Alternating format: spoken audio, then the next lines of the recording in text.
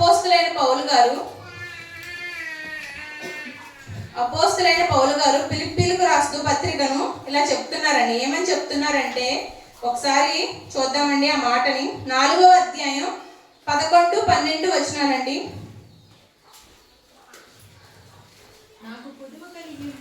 నాకు కొదవు కలిగి ఉన్నందున నేను ఎలాగూ చెప్పుటలేదు. నేను ఏ స్థితిలో ఉన్నాను ఆ స్థితిలో సంతృప్తి కలిగి ఉండా నేర్చుకొని ఉన్నాను. దీన స్థితిలో ఉండనెరుగుదును, సంపన్న స్థితిలో ఉండనెరుగుదును. ప్రతి విషయములోను అన్ని కార్యముల్లోనూ కడుపు నింపుకున్నటకును, ఆకలి గొనియుండుటకును, సమృద్ధి కలిగి ఉండుటకును, లేమిలో ఉండుటకును నేర్చుకొని ఉన్నాను. సరిపోతుందండి. చూడండి, ఇక్కడ అపోస్తులైన పౌలు గారు ఫిలిప్పీలకు పత్రిక రాస్తూ ఆయన ఎలా ఉన్నారు అన్నది మనకి ఇక్కడ చాలా స్పష్టంగా వివరిస్తున్నారండి. ఏమని వివరిస్తున్నారంటే, నాకు కొదవ కలిగినందున నేను ఎలాగూ చెప్పుటలేదు, అంటే నాకు ఏమీ లేదు కాబట్టి నేను ఎలాగూ చెప్పట్లేదు అని చెప్తూ ఏమని చెప్తున్నారనంటే, నేను ఏ స్థితిలో ఉన్నానో సంతృప్తి కలిగి ఉండుట నేర్చుకున్నాను. చూసారంటే ఆయన ఏ స్థితిలో ఉన్నా ఏం చేశారంటండి, సంతృప్తి పడడం నేర్చుకున్నారంటండి. పౌలు గారి జీవితం మనం ఆలోచించుకున్నట్లయితే మనం చాలా సార్లు వినే ఉంటామండి. ఆయన ఫస్ట్ లో ఎలా ఉండేవారండి, దేవుని మాటలు వినపడినా, దేవుని వాక్యం వినపడినా వాళ్ళు ఏం చేసేవారండి, బంధించి ఈడ్చుకొచ్చి కొట్టేయడం జరిగేదండి. అలాంటి స్థితి నుంచి ఆయన ఎక్కడికి వచ్చారండి, దేవుని మాటలు చెప్పే స్థితికి వచ్చారండి. అప్పుడు ఆయన స్థితి ఎలా ఉందండి, సంపన్నమైన స్థితిలో ఉన్నారు. ఎప్పుడు దేవుని ఎరుగక ముందు. తర్వాత ఆయన స్థితి దేవుని ఎరిగిన తర్వాత అన్ని కష్టాల్లో ఉన్నా కానీ ఆయన ఏం చేశారంటే ఏ స్థితిని మర్చిపోవాలంటే, నేను ఇక్కడ మనం గుర్తుపెట్టుకోవాల్సిన ఏంటంటే, సంపన్నమైన స్థితిలో ఉన్నా లేమి స్థితిలో ఉన్నా నేను నా భక్తిని విడిచిపెట్టలేదు.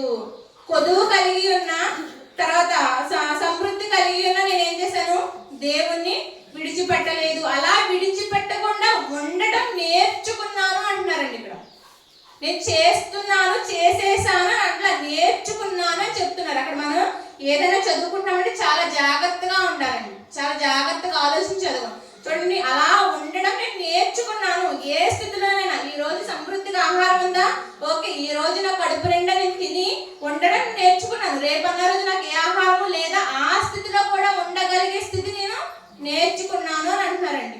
చూడండి ఎంత చక్కగా ఈ రోజున చెప్తున్నారు ఆయన మాటలండి. నిజంగా ఆనాడు చెప్పిన మాటలు ఈ రోజు మనకు వర్తిస్తాయో వర్తించవండి, ఖచ్చితంగా వర్తిస్తాయి. ప్రతి ఒక్కరి జీవితంలో ఈ స్థితి అనేది ఖచ్చితంగా ఉంటుందండి. ఒకానొక సందర్భంలో ఒకానొక స్థితిలో మన పరిస్థితులు ఏమీ బాగుండకపోవచ్చు. అవునంటారా? పుట్టుకతోనే ప్రతి ఒక్కరు ఐశ్వర్యవంతులుగా పుట్టం కదండి. ఇప్పుడు ఇక్కడ ఉన్న వాళ్ళందరూ కూడా రిచ్ పీపుల్స్ లేకపోతే అలా ఏం కాదు కదా, మధ్య తరగతి, మిడిల్ క్లాసు.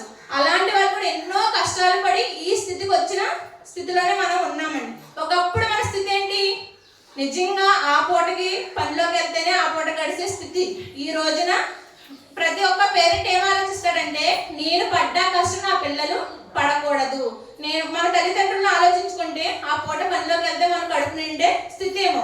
ఈ రోజు మన పిల్లల్ని పనిలోకి పంపుకోకుండా ఒక భర్త లేదా ఒక భార్య జాబ్ చేస్తూ శుభ్రంగా వాళ్ళు ఏం చేస్తున్నారు, పెంచుకుంటున్నారు. ఏ స్థితిలోనైనా ఉండడం నేర్పించుకోగలుగుతున్నాం. అదే స్థితిలో అలా ఉంటున్నప్పుడు మన భక్తి విషయంలో కూడా ఏ స్థితిలో ఉన్నా మన భక్తి విషయం ఎలా ఉండాలంటండి, నిలకడగా ఉండాలంటండి. ఈ రోజు నాకు కొదవ కలిగి ఉన్నా కానీ బాధపడకూడదు. దేవుడు నాకు ఈ రోజు ఓకే ఇంతవరకే నాకు అనుగ్రహించాడేమో అని మనము సంతోషపడాలి. ఓకే, రేడియానికి సమృద్ధిగా ఉన్నదా, ఓకే ఈ రోజు దేవుడు నాకు ఎంత అనుగ్రహించాడేమో అని తృప్తి పడాలి. ఉన్నా తృప్తి పడాలి, లేకపోయినా మనము తృప్తి పడే బ్రతకగలగడం నేర్చుకోవాలంటండి. అలా నేర్చుకున్నప్పుడే మన జీవితం ఏమవుతుందంటండి, ధన్యత అవుతుందండి. ఏ స్థితిలో ఉన్నా కానీ నేను దేవుణ్ణి విడిచిపెట్టకూడదు. కానీ మనకున్న దౌర్భాగ్యం ఏంటంటేనండి, నిజంగా ఏదన్నా ఆపద వచ్చిందనుకోండి, ఫస్ట్ దూషించే దేవుని దూషిస్తామంటే దేవుణ్ణి దూషిస్తామండి.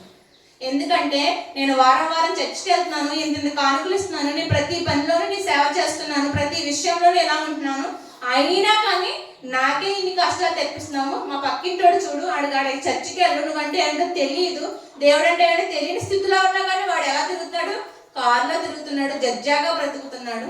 నాకే ఇన్ని కష్టాలను మనం ఎవరు నిందిస్తామండి? దేవుని నిందిస్తాం. కానీ దేవుడు ఏమంటున్నాడంటే, నువ్వు ఏ స్థితిలో ఉన్నా నడిపించేది నేనే అని గుర్తుపెట్టుకో, ఏ స్థితిలో ఉన్నా బ్రతకగలిగేలా ఉండడానికి నువ్వు నేర్చుకో అంటున్నారండి. మరి అలా నేర్చుకుని మనకి ఎవరైనా మాదిరికరంగా బైబిల్లో ఉన్నారంటే చాలా మంది ఉన్నారండి. వాళ్ళ స్థితులు ఎలాంటి స్థితులైనా కానండి దేవుళ్ళు నిలకడగా మనకి ఉన్నారండి. మన చాలా మంది భక్తుల జీవితాలు మనకి తెలుసండి. అలాంటి ఒక జీవితం కోసం, ఒకరి కోసం ఈరోజు మనం నేర్చుకుందామండి. నేను సింపుల్గానే చెప్తానండి, ఎక్కువ వివరంగా వివరించనండి, ఓకేనండి. ఒక స్త్రీ అండి, ఆవిడెవరు ఏంటి అన్నది మనం ఆలోచించుకుంటూ ఈరోజు ముందుకు వెళ్దామండి. ఆవిడెవరో కాదండి, ఎస్తేరు గారండి, ఓకేనండి. ఎస్తేరు గారు ఏ స్థితి నుంచి ఏ స్థితికి వెళ్ళారు, ఏమిటి అన్నది మనం ఈరోజు ఆలోచిద్దామండి. ఎస్తేరు గ్రంథం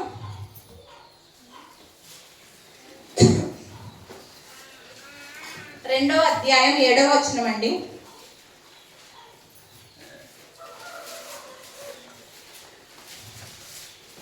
ఎస్తేరు గ్రంథం పేజ్ నెంబర్ 415 అండి. 2వ అధ్యాయం 7వ వచనం అండి.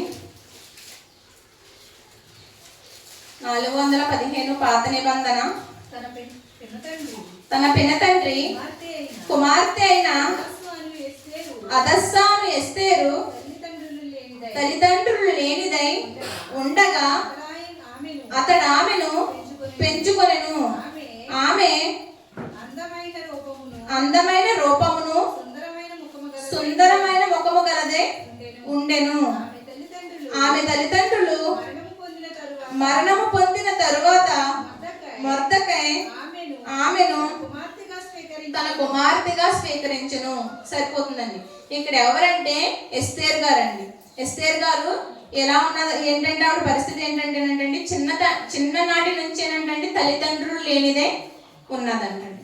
తల్లిదండ్రులు ఆవిడికి ఎప్పుడు లేరండి, చిన్నతనం నుంచి ఆవిడికి తల్లిదండ్రులు లేకపోతే ఆ పినతండ్రి ఒక మొర్దెకై అయిన వ్యక్తి పెంచుకుంటారండి. ఆయన కుమార్తెగా దత్తత తీసుకుంటారు. ఇంతగా మొర్దెకై గారు ఎస్తేరు గారికి ఏమవుతారు అని అంటే సహోదరుడు అవుతారండి. పినతండ్రి కుమార్తె ఎస్తేరు అండి. కాబట్టి మొర్దెకై గారు ఎస్తేరు గారికి సహోదరుడు అవుతాడు. అర్థమవుతుందండి. పినతండ్రి కుమార్తె ఎవరంటే ఎస్తేరు గారండి.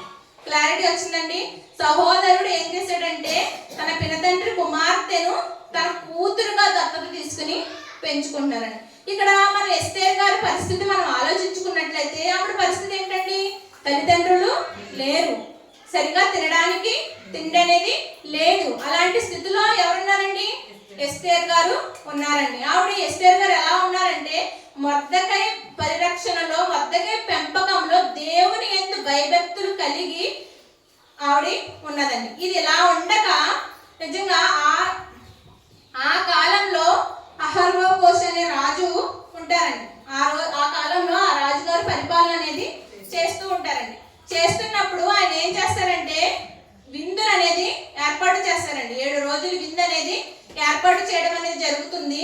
లాస్ట్ రోజు ఏం జరుగుతుందంటే తన భార్య అయిన వష్టి అనే తన భార్య ఉంటుందండి. తన భార్య చాలా సౌందర్యవంతురాలండి.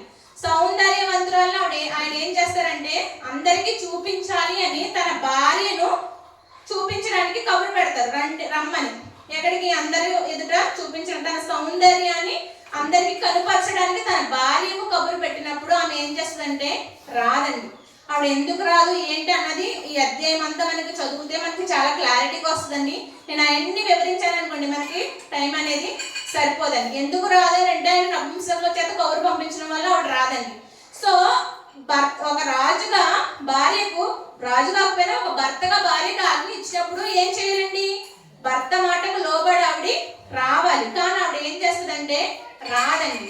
రాకపోతే అప్పుడు ఈ రాజుగారు ఏం చేస్తారంటే నేనేం చెయ్యాలి, ఇప్పుడు నా భార్య రాలేదు కాబట్టి నేను ఏం చెయ్యాలి అని పక్కనున్న తన అధిపతులను అడిగితే వాళ్ళు అంటారు, ఈ మాట రాజ్యం అంతా తెలిసిందనుకో, మీ భార్య మీ మాట వినలేదు అని రాజ్యం అంతా తెలిసిందనుకో, మా భార్యలు కూడా అలాగే చేస్తారు, కాబట్టి మరొక రాణిని మనం వెతుకుదాము అని సలహా ఇస్తారండి.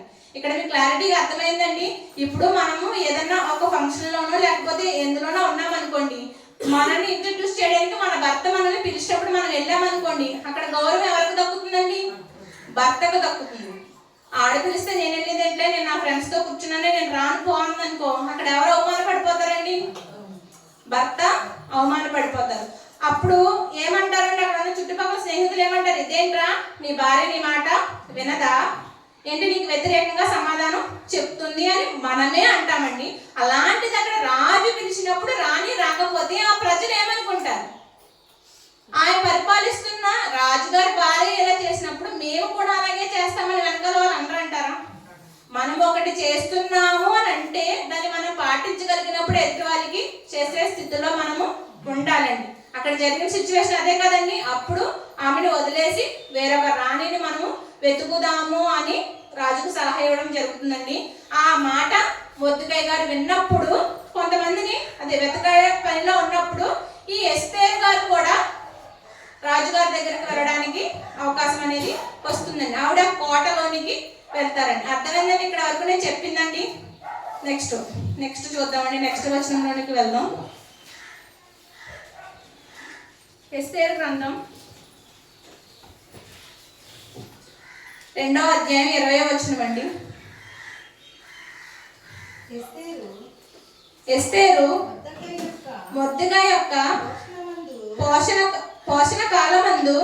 పోషణ మందున్న కాలమున చేసినట్టుగానే ఇప్పుడును అతని మాటకు ఆమె లోబడుచుండెను గనుక మొర్దెకై తనకు ఆజ్ఞాపించిన ప్రకారము ఎస్తేరు తన జాతినైనను వంశమునైనను తెలియజేయక ఉండెను. సరిపోతుందండి.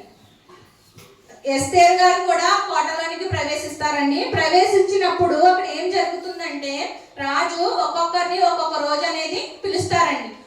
అప్పుడు పిలిచినప్పుడు వాళ్ళు ఆ స్త్రీలు ఏమైతే కోరుకుంటారో వాళ్ళకి ఆ రాజు ఇవ్వాలండి. అలా వచ్చినప్పుడు ఎవరి వంతు వస్తుందంటే ఎస్తేరు గారి వంతు అనేది వస్తుందండి. ఆవిడ ఏమి కోరుకుంటారు, రాజు నీకు ఏం కావాలన్నప్పుడు ఆవిడని అడిగినప్పుడు ఆవిడ ఏం కోరుకుంటారంటే సామాన్యమైన అలంకారం మాత్రమే కోరుకుంటారంట.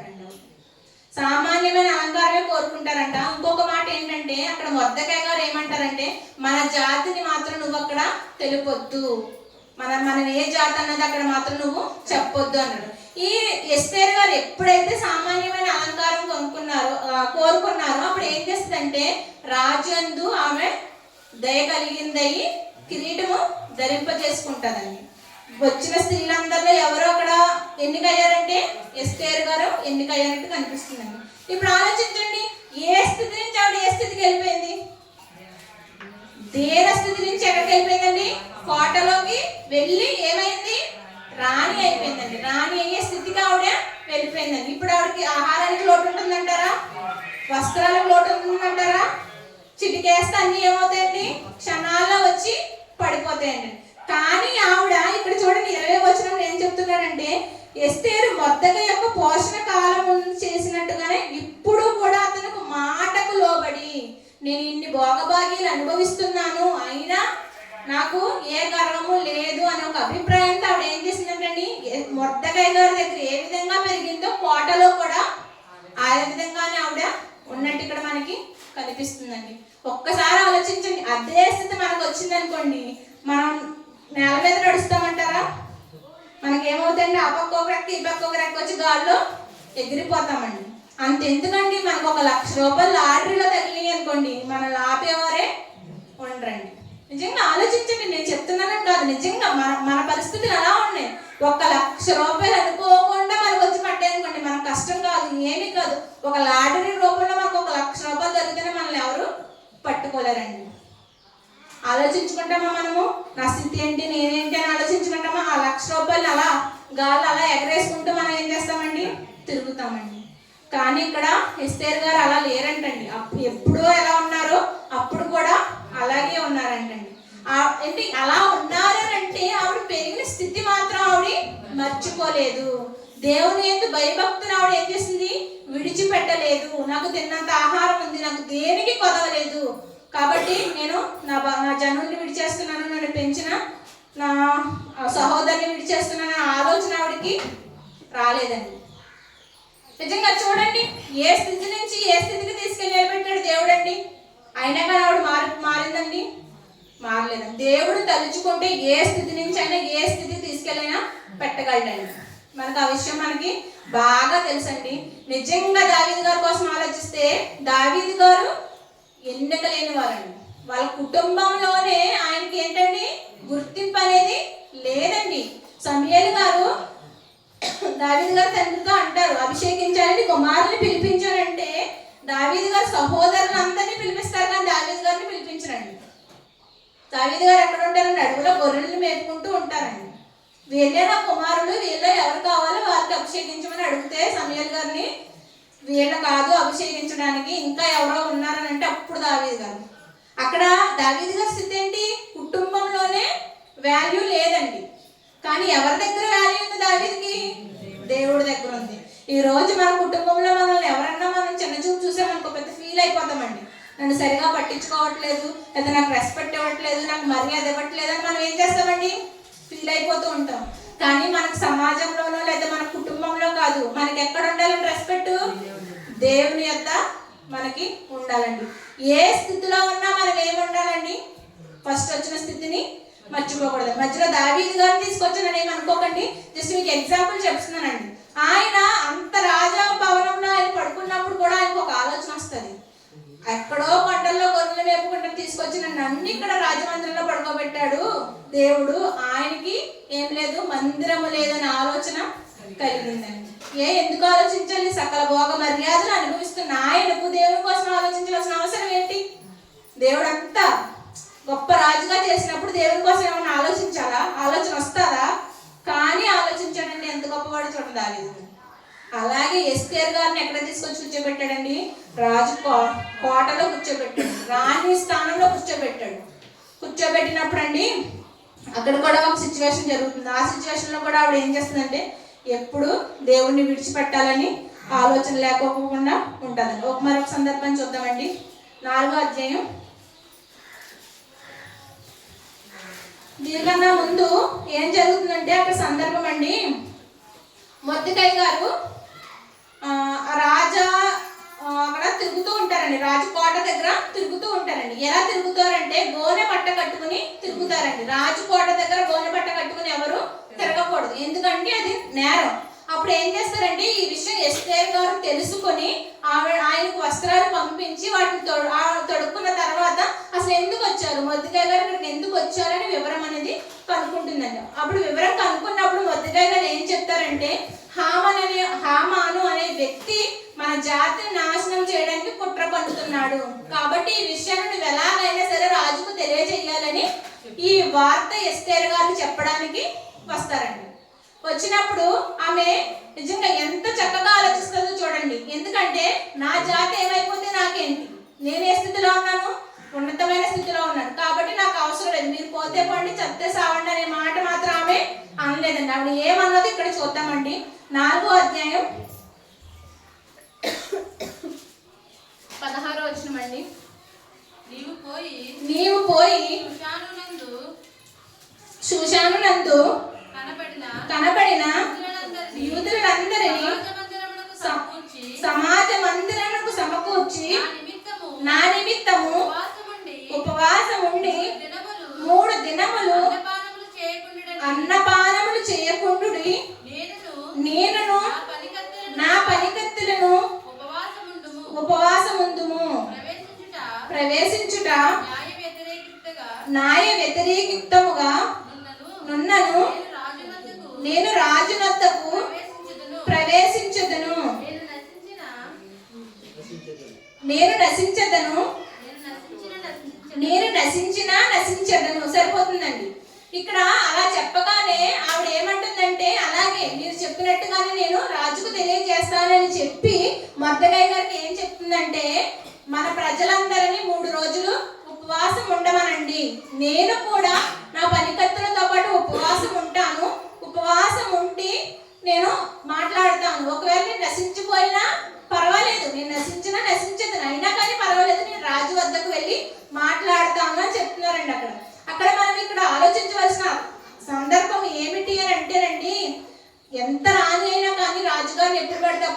కలవడానికి వీలనేది లేదండి. రాజుగారు కబురు పెట్టినప్పుడే ఆవిడ వెళ్ళి ఆయన్ని కలవాలండి. ఈ వెళ్ళి ఆవిడ కలవాలని అంటే నిజంగా ఈవిడ చనిపోవచ్చు కూడా, కానీ ఆ స్థితిని కూడా ఆవిడ ఏం చేసిందంటే, నా ప్రజల కోసం నేను చెయ్యాలి, నేను ఉన్నత స్థితిలో ఉన్నాను, నా ప్రజలు నాకేంట్లేని ఆవిడ ఆలోచించలేదు. ఈ విషయాన్ని ఎలాగైనా సరే నేను రాజుగారికి చేరవేయాలి అని ఆవిడ ఏం చేసిందంటే, నేను నశించిపోయినా పర్వాలేదు కానీ నేను ఈ వార్తను మాత్రం రాజుగారికి చెప్తాను. నేను మీతో వాళ్ళ ఉపవాసం ఉండమంటానండి, నేను వారితో పాటు నేను కూడా ఏం చేస్తాను, ఉపవాసం చేస్తాను. ఉపవాసం చేసేంత కర్మ ఆవిడకి ఏమైనా పట్టిందంటారా? జనుడు ఎలా పోతే ఆవిడకి ఏంటండి? ఆవిడ మాత్రం ఏ స్థితిలో ఉన్నది? ఉన్నతమైన స్థితిలో ఉన్నది.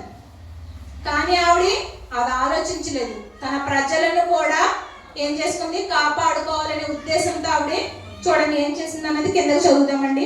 5వ అధ్యాయం 3వ వచనం అండి.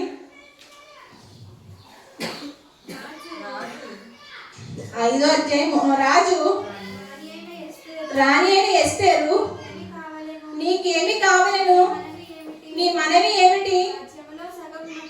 రాజ్యములో సగము మట్టుకు నీకు అనుగ్రహించదనని ఆమెతో చెప్పగా, ఎస్తేరు రాజునకు యుక్తముగా తోచిన ఎడల నేను రాజు కొరకు సిద్ధము చేయించిన విందుకు రాజువైన తామును హామానును నేడు రావాలని కోరుచున్నానని ప్రత్యుత్తరం ఇచ్చెను. సరిపోతుందండి.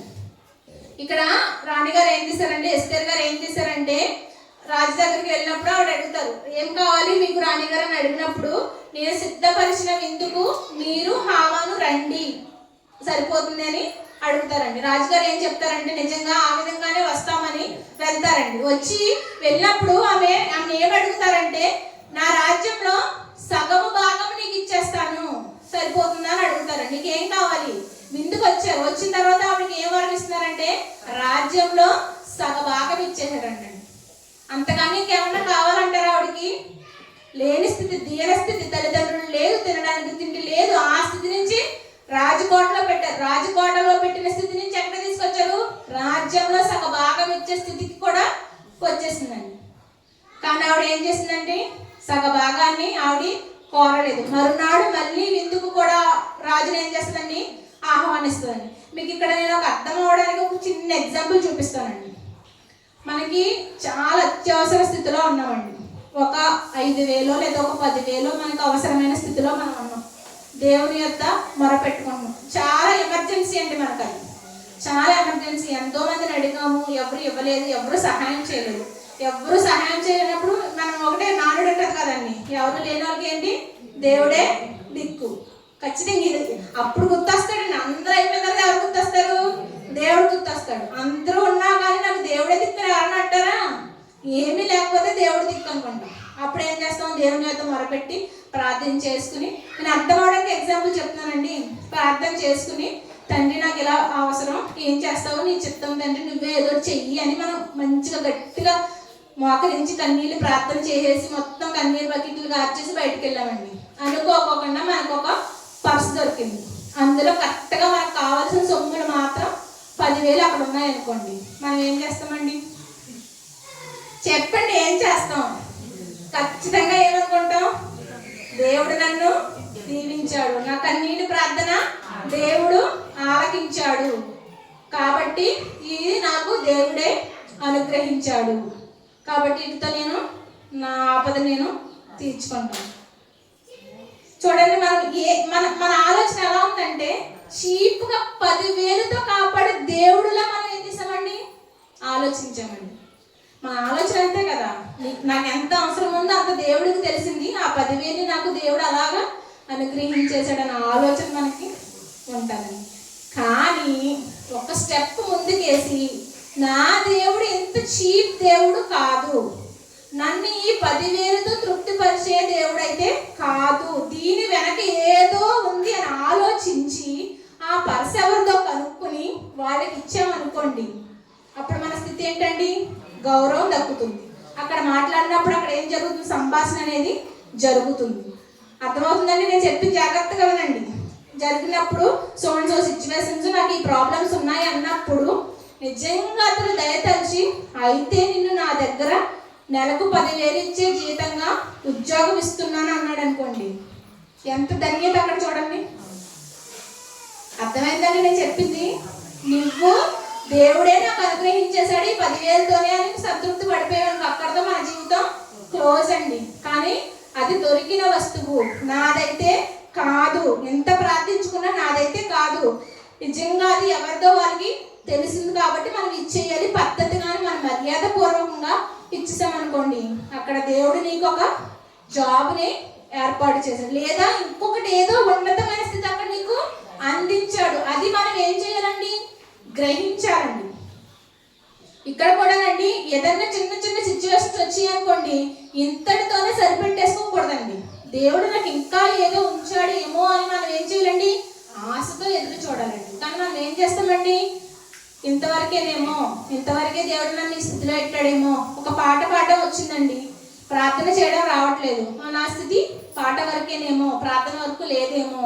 లేదా పాట ప్రార్థన చేస్తున్నాను, వాక్యం నాకు చెప్పడం రాదు. కాకపోతే అలా మనం ఎప్పుడు ఊహించుకోకూడదండి. ఆ స్థితిలో కూడా దేవుడు మనల్ని ఏం చేస్తాడు? ఉంచగలుగుతాడండి. ఏదైనా చేయగల సమర్థుడు ఎవరండి? దేవుడండి. అర్థమైందండి? ఆ రోజున ఎస్తేరు గారికి నిజంగా సగ రాజ్యం వచ్చినప్పుడు ఫస్ట్ ఈ రాజ్యం తీసుకోవచ్చు, తర్వాత నా ప్రజల్ని నేను కాపాడుకోవచ్చు అని ఆవిడ అనుకోలేదండి. మరొక రెండవ రోజు కూడా ఆవిడికి ఆయనకి విందును ఏర్పాటు చేస్తుందండి. విందును ఏర్పాటు చేసినప్పుడు అప్పుడు చెప్తుందండి, మళ్ళీ అడుగుతారు రాజుగారు, ఏంటి ఇంకా ఏంటి, నా రాజ్యంలో మళ్ళీ సగం ఇచ్చేస్తాను తీసుకో అన్నప్పుడు, కాదు నీ ఎంత నేను దయ పొందిన దానిని అయితే, నేను చెప్పేస్తున్నాను రెఫరెన్స్ చూపించట్లేదు, దయ పొందిన దానిని అయితే నా జనాన్ని చంపడానికి చూస్తున్నారు, వాళ్ళని కాపాడండి అని అడుగుతుంది. అప్పుడు అడుగుతారు రాజుగారు, ఎవరు నీ జనాన్ని మీద చంపడానికి కుట్ర పన్నింది ఎవరు అని అంటే, మీతో పాటు విందు చేస్తున్న ఈ హామాని అని అప్పుడు చెప్తున్నాను. చూసారండి, ఇక్కడ మనం ఆలోచించుకోవాల్సిన విషయం ఏంటంటే, ఎస్తేరు గారు స్థితి మర్చిపోలేదు, తర్వాత ఉన్నతమైన స్థితిలోకి వచ్చిన తర్వాత తన ప్రజలను మర్చిపోలేదు, తన పెంచిన తండ్రిని మర్చిపోలేదండి, ఎవరిని మర్చిపోలేదు. రాజు అంతా సగ రాజ్యాన్ని ఇస్తానన్నా కూడా రాజ్యాన్ని కాదని తన ప్రజల కోసం కోరిక కోరిందండి. దాన్ని బట్టి మనం నిజంగా చూడండి, తన ప్రజలను కాపాడుకుంది, అక్కడ ఉన్నతమైన స్థితిలో ఆమె రాణిగా కూడా ఆవిడ కొనసాగిందండి. నిజంగా రాజస్థాన్ ఉన్నప్పుడు ఆ సగ రాజ్యాన్ని మాత్రమే ఆవిడ కోరుకుని ఉంటే ప్రజలు ఏమనుకుంటారండి? ఇప్పుడు మనమే అంటాం కదండి, ఏదైనా ఒక్క స్థితి నుంచి ఇంకొక రేంజ్కి ఎరగామనుకోండి, మనం ఏదైనా సహాయం కూడా వచ్చాడు అనుకోండి, మనకి తోసిన సహాయం చేశారనుకో, పర్వాలేదు మాట్లాడి బాగానే ఉన్నాడా అని అనుకుంటాం. లేదు, మనకి కళ్ళు నెత్తికెక్కేసి అవతలపా అని మన ఇష్టానుసారంగా బిహేవ్ చేసామనుకోండి, నడమంత్రపు సీల్ వచ్చిందిరా వీడికి, మనం ఎవరూ కనిపిస్తాం లేదురా అని అంటాం. అవునంటారా కాదండి? ఇదంతా మనకి సామాన్యంగా మన చుట్టుపక్కల జరిగేదేనండి. మనం ఏ స్థితిలో ఉన్న ఎదుటివారికి సహాయం చేయగలిగే స్థితి మనకి ఉండాలండి. అర్థమవుతుందండి? నిజంగా ఆలోచించండి, యేసుక్రీస్తు వారు ఎవరండి? దేవుని కుమారుడు. ఆయన ఎక్కడి నుంచి వచ్చారండి? పరలోకం నుంచి వచ్చారు. సమస్తాన్ని కలిగించింది ఆయనే. ఆయన లేకుండా ఏది కలగలేదు. బంగారం ఎక్కడుందో, పెట్రోల్ ఎక్కడుందో, వజ్రాలు వైడూర్యాలు ఎక్కడున్నాయో సమస్తం ఆయనకి తెలుసండి. కానీ భూమి మీదకి ఎలా వచ్చారండి? దీనమైన స్థితిలో వచ్చారండి.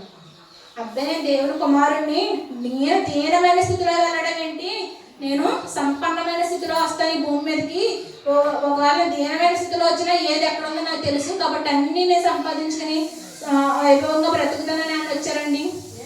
చూడండి, ఎంత తగ్గించుకొని దీనమైన స్థితిలో ఆయన ఈ భూమి మీదకి వచ్చారండి. ఈ రోజున మన పిల్లల్ని ఎవరన్నా మనకన్నా తక్కువ స్థాయిలో ఇంటికి పనికి పెడతామండి. ఇప్పుడు మనం ఒక రేంజ్ మెయింటైన్, ఒక స్థితిలో ఉన్నాం అంటే ఒకరి ఎదురు చేయి చాపుకోకుండా మంచిగా తినడానికి అన్నీ ఉండడానికి సదుపాయాలు అన్నీ ఉన్నాయండి. ఉన్నప్పుడు మనకన్నా తక్కువ స్థితిలో వాడి దగ్గరికి పనికి పంపిస్తామా? వాళ్ళ ఇంట్లో ఊడిగం చేయడానికి పంపిస్తామా? చెప్పండి, ఆలోచించండి. పంపించం. ఎందుకంటే ఉన్నతమైన కుటుంబంలో ఉన్నాడు నా కొడుకు, నీ దగ్గర ఊడిగం చేయడం ఏంటి అని అంటారు. అక్కడ మనకి తగ్గింపు అనేది లేదండి. కానీ దేవాది దేవుడు ఎవరి కోసం వచ్చాడండి? మన కోసం. పాపులైన మన కోసం అన్ని సమస్తాన్ని విడిచిపెట్టి ఎవరి కోసం వచ్చాడండి? దేవుడు కుడి పార్శ్వం మీద కూర్చునే భాగ్యాన్ని విడిచిపెట్టి ఎక్కడికి వచ్చారండి?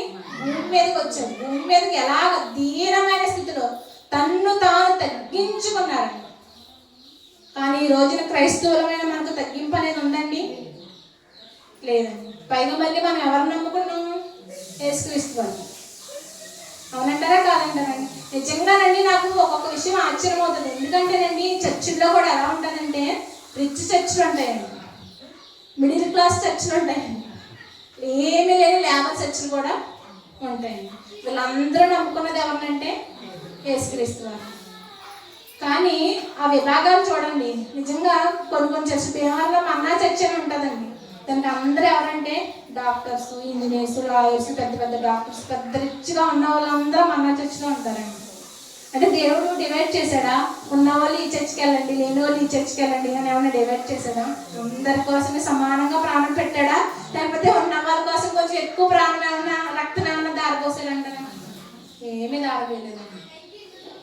నిజంగా ఆయన నమ్ముకున్న మనకి కొంచెం కలిమి కలిగేటప్పుడు మనం ఎలా ఆలోచిస్తామండి?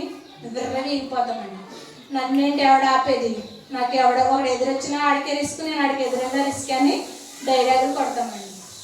కానీ నువ్వు ఏ స్థితిలో ఉన్నా కానీ నీ స్థితిని మర్చిపోకు, అలాగే దేవుణ్ణి మర్చిపోకు అని ఇక్కడ మనకి వాక్యం గుర్తు చేస్తున్నాను. నేను ఎస్తేరు గారి కోసం చెప్పింది మీకు అర్థమైందని అనుకుంటున్నాను. ఎందుకంటే ఆవిడ ఏ స్థితి నుంచి ఏ స్థితికి తీసుకెళ్ళారు. నిజంగా నేను చెప్తున్నానండి, ఎస్తేరు రాని అంటే విన్నానండి. నేను అధ్యయనం చదవనని చెప్పి నేను అనుకున్నాను. ఆవిడ రాని ఇప్పుడు అంతే కదా, ఎస్తేరు రాని అంటే రాని ఏమో అని అనుకున్నానండి. చదివిన తర్వాత అర్థమైంది ఆవిడ పుట్టుకతోనే రాణి కాదు. ఒక సామాన్యురాలు ఏం చేశాడు? దేవుడు రాణిగా నిలబెట్టాడు. అదే చెప్తున్నారు పౌలు గారు. నేను ఏ స్థితిలో, సంపన్నమైన స్థితిలో ఉన్నా, లేమి స్థితిలో ఉన్నా ఉండడం నేర్చుకున్నాను అని అంటున్నారండి. పౌలు గారు చక్కని మాట అంటారు. ఏమంటారండి? నేను క్రీస్తుని పోలి నడుచుకున్న ప్రకారం మీరు నన్ను పోలి నడుచుకున్నాను. ఆ మాట అనగల గట్స్ ఎవరికైనా ఉంటాయండి? అసలు పౌలు గారి తర్వాత ఇప్పటి వరకు ఆ మాట అన్న గట్స్ ఎవరన్నా ఉన్నారండి? ఎవరన్నా ఒక్కరన్నా మనం చూపించగలమా? అంటే మన బ్రతుకులు ఎలా ఉన్నాయి దాన్ని బట్టి అర్థమైపోతుందండి. అంతే కదండి. ఇప్పుడు నేను మీకు ఏదైనా చెప్తున్నాను, నేను నడిచిన ప్రకారం మీరు నడుచుకోండి అని చెప్పే కెపాసిటీ నాకు ఉండాలంటే నేను ఎలా ఉండాలి? చాలా పర్ఫెక్ట్గా స్ట్రిక్ట్గా ఉండాలి. కానీ ఏ ఒక్కరా స్థితిలో ఉండలేం. కానీ ఉండగలిగే స్థితి మనం ఏం చేయాలండి? తెచ్చుకోవాలండి. పౌలు గారు ఆ మాట అన్నారు అని అంటే, అనగలిగారు అని అంటే ఆయన ఎన్ని తగ్గించుకున్నాడు? ఎంత తగ్గించుకుంటే, క్రీస్తుని పోలి తగ్గించుకుంటే, క్రీస్తులా కాదండి, నేను నడిచిన ప్రకారం మీరు నన్ను పోలండి అని అన్నాడండి. ఆ మాట అనగలగాలి అని అంటే చాలా గట్స్ ఉండాలండి. అర్థమవుతుందండి? ఆ గట్స్ ఈరోజు ఎవరు సంపాదించుకోవాలండి? మనం సంపాదించుకోవాలండి. కానీ ఈరోజు మనం ఆ స్థితిలో లేమండి.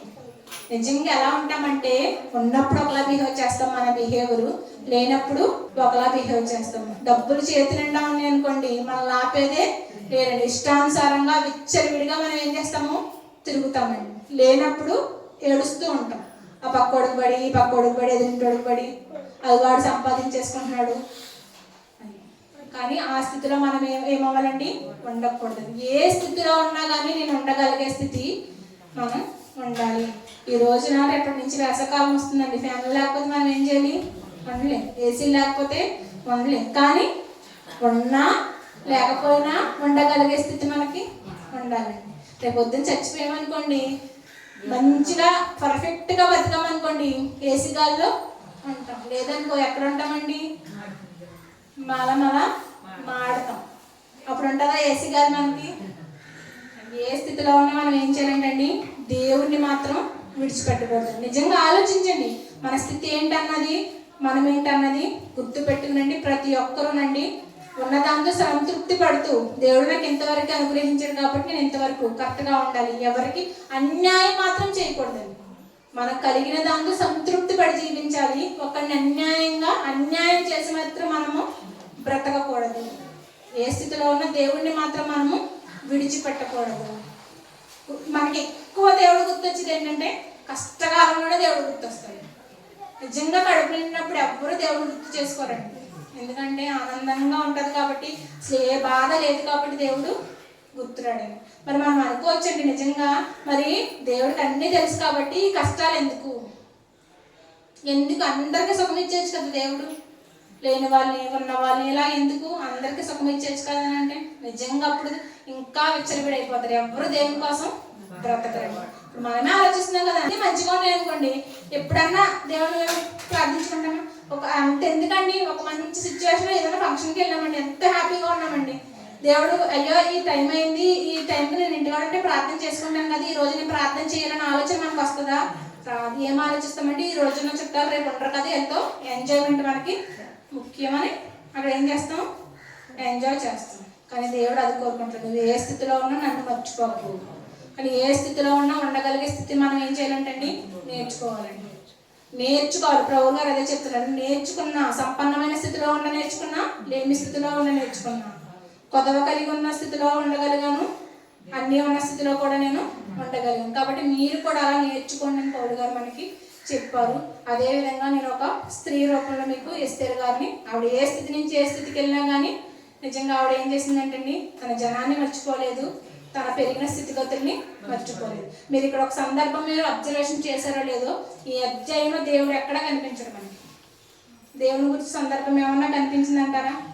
ఒక్క ఓడి దేవుడు అని వచ్చిందంటారా? ఎక్కడ కనిపించదండి. ఈ అధ్యాయం మొత్తం చదివిన దేవుడి టాపిక్ మనకి రాదు. కానీ దేవుడి టాపిక్ రాకపోయినా అక్కడ దేవుని కనుపరిచేలా బ్రతికారు. అర్థమైందండి మీకు? ప్రతి వచనంలో మనకి యెహోవానో సంథింగ్ ఏదో ఒకటి కనిపిస్తూ ఉంటుంది, కానీ ఈ అధ్యాయంలో మనకి ఏం కనిపించదు, దేవుడి టాపిక్ కనిపించదు, కానీ దేవుని కనుపరిచారు అక్కడ. కాబట్టి చదవండి, బైబిల్ చదవండి, బాగా అర్థమవుతుంది నేను చెప్పిన లెసన్ అండి. కాబట్టి ప్రతి ఒక్కరు ఏం చేస్తారంటే, ఏ స్థితిలో ఉన్నా దేవుని మాత్రం మనము విడిచిపెట్టకూడదు. మన ప్రాణం మీదకి వచ్చేసిన మనము దేవుని విడిచిపెట్టుకోకుండా ఉన్నతంగా బ్రతికితే మనం ఆయనకి ఇష్టమైన బిడ్డలుగా మనం ఉండగలుగుతామండి. ప్రార్థించుకుందాం. మహాపరిశుద్ధుల మా కన్న తండ్రి, మహోన్నతమైన ఘనమైన నామమునకు వందనాలు తండ్రి.